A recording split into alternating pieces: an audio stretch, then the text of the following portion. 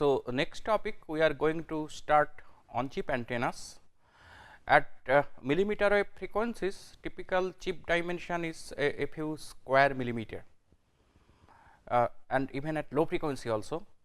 But antenna dimension, typically if I consider a resonating antenna, only at millimeter wave frequency it is being comparable to chip size. So, there is a possibility of directly integrating one resonating antenna on chip, and sometimes we can utilize the packaging also to integrate an antenna on the package itself.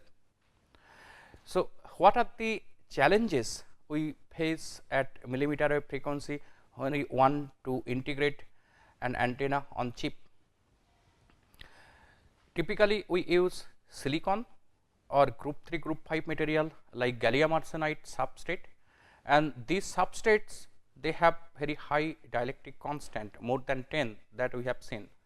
So, we will be facing problem of surface wave generation if we do not take care and any remedies, and then we may end up with no radiation at all from the antenna structure. So, we have to solve this problem first.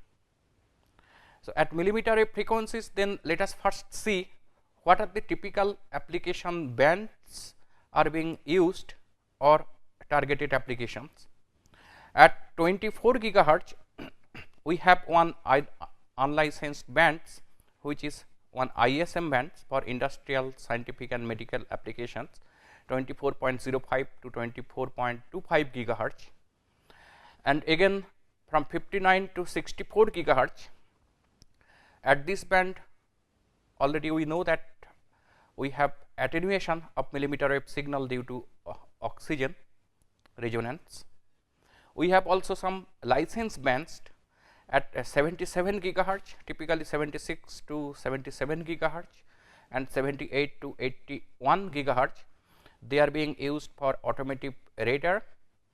One more band at 94 gigahertz. This is being used for imaging and sometimes communication. So, typical applications already in use, and some of them targeted applications. They are low cost short range consumer products like indoor computer networks. We can also replace wireless LAN by millimeter wave link. Then automotive radar applications, imaging applications. So, what are the advantages of millimeter wave frequencies? Obviously, the bandwidth and low cost, compact size, and then the mismatch problem between different components, it should be avoided. Some other issues, already we know that semiconductor substrate it's having some sigma part. So, we can't use semiconductor substrate as dielectric slab to realize the antenna structure. Not only that, semiconductor substrate it has high epsilon r, there will be surface wave generation which we can't avoid. Some other problems, selection of radiators. We know different types of antenna structure like dipole antenna, loop antenna, rectangular patch antenna. Then what type of radiator we should choose? We have to choose it very carefully for a given scenario, and size of antenna it actually influence the radiation characteristics. Gain of the antenna it decreases with the effective area, physical dimension of the antenna, and loss, because loss increases with the reduced size of the antenna. Bandwidth that also decreases with reduced size of the antenna, and antenna efficiency that again decreases with the reduced size. So, for all the on-chip antennas we will be facing these problems. Some other problems, packaging issues. We use packaging for protecting the chip from different weather condition. Then the packaging material it should be transparent to electromagnetic wave, otherwise we will not be having any radiation through the packaging material. We have to be very careful about that when we are going to integrate an antenna, and which should radiate. Then the crosstalk in a transceiver system. Let us say we have a transceiver chip where we have both the transmitting part and the receiving part. Now, transmitting energy is much higher compared to the receiving energy, right. Even if there is a slight leakage from the transmitter to receiver side, it can damage the receiving components, like it can saturate the LNA which is being used at the receiving part. So, we have to be careful about that point also. With this, let us first define a few parameters, then we will be seeing the problems and what are the remedies. The first one is the antenna size. At lower millimeter wave frequencies, since the available area for antenna integration, it will be always smaller than the wavelength. So, we have to use electrically small antenna. Now, how we define electrically small antenna? Let us say the antenna, it can fit inside one radian sphere, where the radius of the sphere is given by A, it is defined as 1 by k in free space. So, that means k is 2 pi by lambda naught. And now, if the antenna size is smaller than this A, then we call it electrically small antenna. Then it can be shown, this is a thumb rule, obtainable minimum quality factor Q rad, this is equal to 1 by K A plus 1 by K cube A cube. So, if we decrease A or the antenna dimension, then we will be having lower antenna efficiency and higher loss, and that loss, it is a wastage of power, it is not coming out as radiation from the antenna, right. Now, if I look at this left hand side structure, let us say we are directly printing one dipole antenna on a silicon substrate. For silicon, epsilon r is very high, approximately 11.7, and outside we have air. Now, the problem is that since epsilon r of silicon is very high, almost all of the power radiated by dipole, it will be trapped inside the silicon substrate, and outside will not have any significant radiation. So, that is why we can't directly place one radiator above a silicon substrate or a gallium arsenide substrate or other popular substrate. One procedure, it can be, we can use some sort of dielectric layer. In silicon, we can easily generate silicon oxide, which has very good dielectric property. And now, in the second example, you see we are placing the dipole antenna above the silicon oxide layer. For silicon oxide, epsilon is approximately 4, but sigma part is approximately 0. In this case, again we have similar problem, and we have the substrate wave generation or surface wave generation. Now, what is the optimum thickness of silicon oxide? So, it should be as thick as possible to avoid power coupling to substrate, but the maximum thickness that can be fabricated by using any process, it depends on the fab process, fabrication procedure. We can't fabricate any given value. So, it is limited by the fab process, and typical silicon oxide that can be fabricated, it is just a few nanometer, it is very thin, and we can't use that silicon oxide as the dielectric slab for the antenna structure. So, it can't be a solution. The main problem then what we are facing here for both ground back structure and without ground structure is the surface wave generation or substrate mode. And already we know the cutoff frequency for, let us say, conductor backed substrate, it is Fc equal to Nc by 4T into square root of epsilon r minus 1, where d is the thickness of the substrate and epsilon r, this is the dielectric constant. and for TM0 and TE0 mode, you recall that we do not have any cutoff frequency, they can start right from DC. So, at lower frequencies, when the chip size is less than lambda, in that case power coupled to substrate is radiated from the substrate edge. Always we are having a finite size, and what will be the problem we will be facing? Due to this, since we do not have any control over this radiation from the surface wave from the edges, it will increase the cross pole level and the side lobe levels, and the gain, overall gain of the antenna, it will decrease. Let us consider some typical values, antenna efficiency, how it depends. For gallium arsenide and indium phosphide substrate, it provides lower loss, lower sigma value compared to silicon germanium. And now for silicon germanium, the sigma, it again varies process to process. If we use CMOS or BiCMOS process, typical resistivity value is very small, it is of the order of 10 to 50 ohm centimeter. So, we can't use them as the substrate or dielectric slab.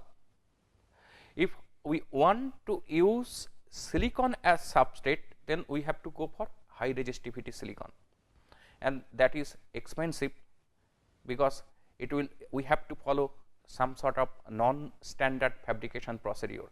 So, typical resistivity needed a few kilo ohm centimeter. It high resistivity silicon, that means doping concentration, it should be as minimum as possible, or you can say it is almost like intrinsic semiconductor. Now, for gallium arsenide and indium phosphide, we do not have any problem as such problem like that. Different fabrication procedure, they are completely different actually in terms of the metallization, where we place the metal layers. Sometimes we can use any metal layer if it is present just below the substrate. So, for group 3, group 5 materials, usually the fabrication procedure, it starts with metallization. So, we can utilize that metallization at the back of the substrate as the ground plane, but for silicon germanium, we do not have such metallization. It starts with bulk semiconductor. So, we do not, we can't fabricate microstrip line structure, we do not have any ground plane. So, we have to integrate it from outside then. So, these points we have to keep in mind when we are selecting radiator or feeding structure. Now, typically antenna efficiency is below 10% on a low resistivity silicon substrate, because sigma is high. So, what can be the solution? We can use selective micro machining or silicon on insulator SOI or silicon on sapphire SOP technique, which some of them I am going to discuss next. We can also use fused silica, for which epsilon r is 3.8 and tan delta 0.0015. So, it has very good dielectric property, and we can use it as the dielectric slab. And high resistivity silicon, that already I discussed. So, typical values being used is rho more than 1 kilo ohm centimeter, tan delta is 0.002. So, when we use this fused silica or high resistivity silicon, it can provide better efficiency. Here are some examples how we can utilize the structure itself to improve efficiency of an antenna. So, in the first example, we can see the dipole, it is placed on that silicon oxide layer.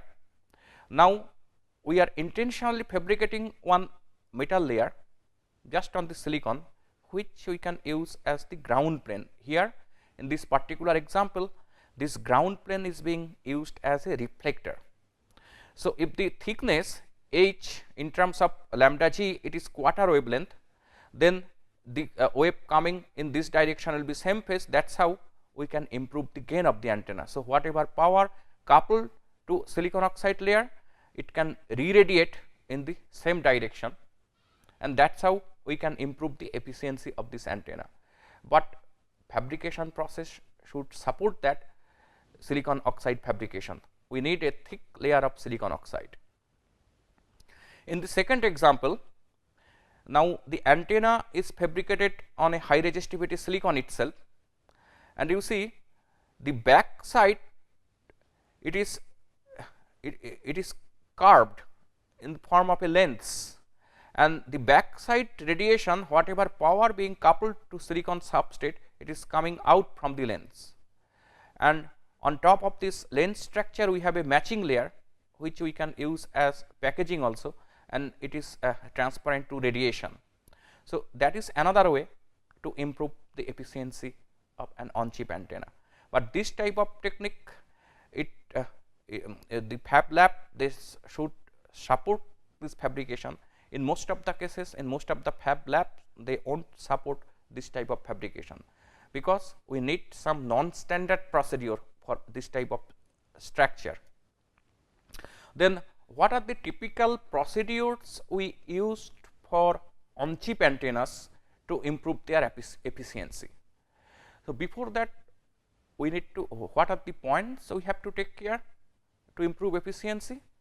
The first one, we have to minimize surface wave mode generation. For that, how we can do it? Only way, we have to reduce the thickness of the substrate, and we have to decrease the epsilon r of the substrate.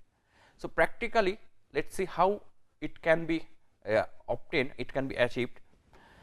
So, in the first example, what we are doing, the antenna structure itself, it is being fabricated directly on a high resistivity silicon substrate.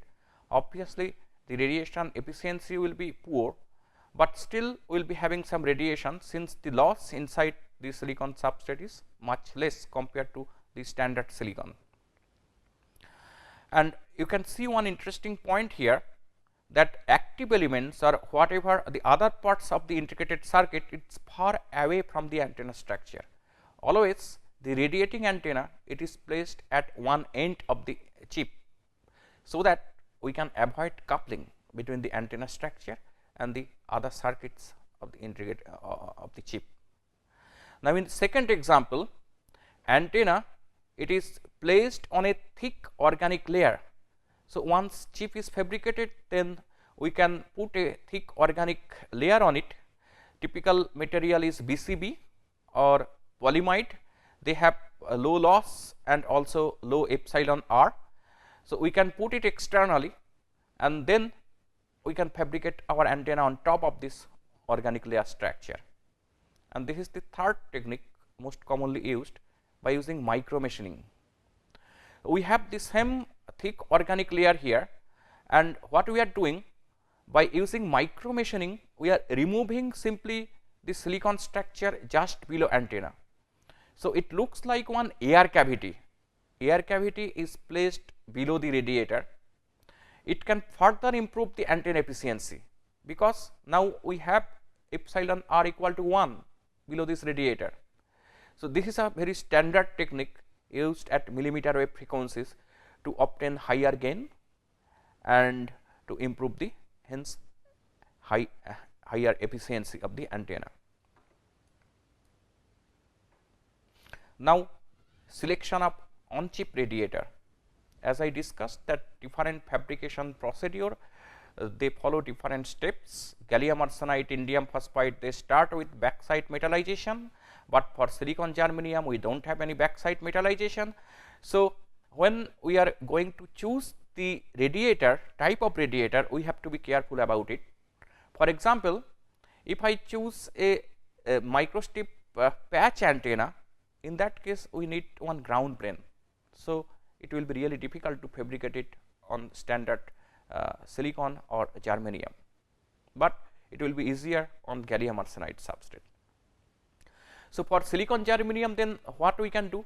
We have to choose an antenna radiator where we do not need any ground plane, for example, dipole antenna or loop antenna. Loop, it can be wire loop, it can be also slot loop. Next, it comes feeding. We may have CPW feed line, we may have microstrip feed line, but again we have some other issues. What are those? It is really difficult to design any microstrip line on a thick substrate with high epsilon r. The problem is that if the substrate is too thick, then the width required for 50 ohm line it's also wide, and at high frequency 60 gigahertz and above, lambda g is already very small. Then we may have transverse resonance mode. So that's why what people do, they will be using some other non-standard values, like let's say 70 ohm or 100 ohm for the microstrip line, not 50 ohm. Let me give you some numerical example. On a 250 micrometer fused silica, required width of a 50 ohm microstrip line is 690 micrometer, whereas lambda g by 4 at 60 gigahertz is 680 micrometer. So we can't use this. Then the typical suggested values for coplanar strip more than 70 ohm, for CPW more than 50 ohm, or for microstrip line also it is more than 50 ohm.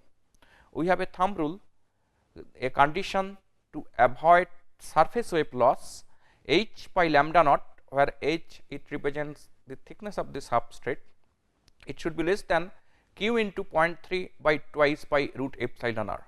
Now this q, it's a parameter, it depends on the type of line, CPW, CPS or microstrip line. Another important thing, metal roughness should be properly modeled. So we already learned that because of metal roughness or surface roughness, we have increased conductor loss. Sometimes it can be as high as 200% compared to the smooth surface. Now I am going to show you some examples of different antenna structures at millimeter wave frequencies. So the first example is dipole antenna. It's a balanced antenna. So we, for the feeding line, we have to use some sort of balanced line. One example is coplanar strip line. It looks like parallel wire, but printed on the substrate. You can see directly, then we can feed CPS to dipole antenna.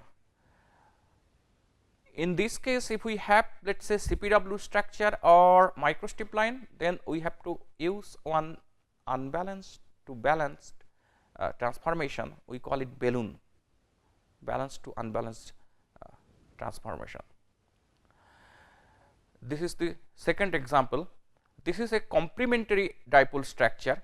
So this dark part is showing the metallization, whereas the feeding line is the CPW line, the slot, and you can see the dipole, it looks like a dipole, but the arms are basically etched slot in the ground plane of this antenna. It can also radiate, it has complementary properties. Here are some example of size reduction steps. This is a 2.4 millimeter dipole antenna for 24 gigahertz application on silicon, and now we can use some sort of meandering to reduce the size of the antenna so that it can fit inside the chip. Right side you can see this is the fabricated example. So from left to right, total chip dimension is 4 millimeter. It's in silicon, and you can see we have two antennas. One is being used as the transmitting antenna, and the second one is being used as the receiving antenna, and the main chip part MMIC, it sits in between and it is far away from the antenna structure, otherwise there will be coupling between the chip structure itself and the antenna. This is for a 24 gigahertz application, and now when we reduce the antenna size, obviously what we will be expecting, that antenna efficiency will decrease. An antenna for this type, typically the antenna efficiency is less than 10%. Another example, folded dipole. So for dipole antenna, typically antenna resistance at the resonance frequency is 73 ohm. In some applications we need higher input resistance, radiation resistance, For that case, we can use folded dipole antenna, because folded dipole, it has a higher antenna input resistance compared to the dipole antenna, almost 4 times of the dipole. So, this is one example of that folded dipole antenna fabricated on silicon technology, on a silicon substrate, and you can see the measured characteristics for 24 gigahertz application. So, it is having good E plane radiation pattern and H plane radiation pattern. The typical gain obtained is -2 dBi. For isotropic antenna, if it is lossless, ideal condition, typical gain is 0 dB, and for dipole antenna it is 2.15 dB, and for most of the antennas fabricated on chip, it is below 0 dB. This is due to the increased loss from the antenna structure. So, gain is decreasing.